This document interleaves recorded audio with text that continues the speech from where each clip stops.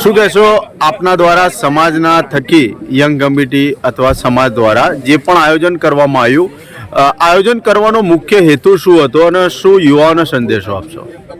આપણા વિસનગર મંસૂરી સમાજના અંદર આજથી ઘણા સમયથી કોઈ ટુર્નામેન્ટોનું આવી રીતે મનોરંજન ખેલી તौर પર કોઈ આયોજન થયું નહોતું.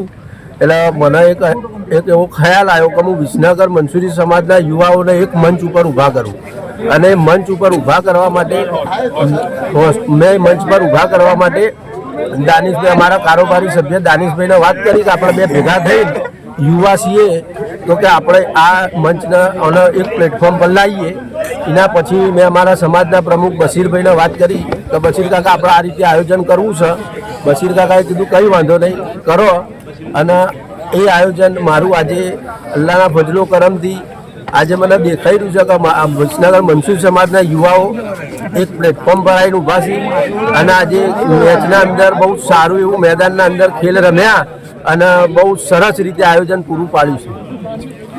આજની ટુર્નામેન્ટ જે અમે આયોજન કર્યું હતું અમારા ટીનાભાઈએ, અને મંસૂરી સમાજની કારોબારીના તરીકે હું મંસૂરી સમાજનો પ્રમુખ તરીકે બશીરભાઈ બોલું છું કે આ યુવાનો માટે આજે અમે એક પ્લેટફોર્મ મળે અને યુવાનોને આ ક્રિકેટ બાબતના અંદરને રુચિ વધે એના માટે મેં એક આયોજન કર્યું હતું અને અમે એમાં સફળ રહ્યા. અને આ યુવાનો આગળ જઈને સારા પ્લેયર બની એ માટે અમારી કારોબારી અને ટીનાભાઈ અને દાનિશભાઈએ સારી એવી મહેનત કરી અને આ સફર આજનું ટુર્નામેન્ટ અમારી સફળ થઈ અને સમાજની એકતા વધી ગઈ, યુવાનોના અંદર ઉત્સાહ જાગી ગયો. બસ યુવાઓને શું સંદેશો આપશો આ ટુર્નામેન્ટ થકી? યુવાનો છે ને, યુવાનો આ અમારા એક ટુર્નામેન્ટને આજે આ ચાલુ કરી એમાં યુવાનો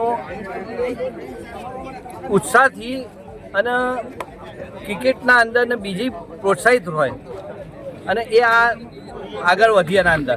અમે તમને આપીશું પણેપણના સમાચાર. જો તમે અમારા નિર્ભય માર્ગ ન્યૂઝ ચેનલને સબસ્ક્રાઇબ કર્યું નથી તો અત્યારે જ નીચે આપેલા આઇકોન બટન પર ક્લિક કરીને સબસ્ક્રાઇબ કરો અને શેર કરવાનું ભૂલશો નહીં.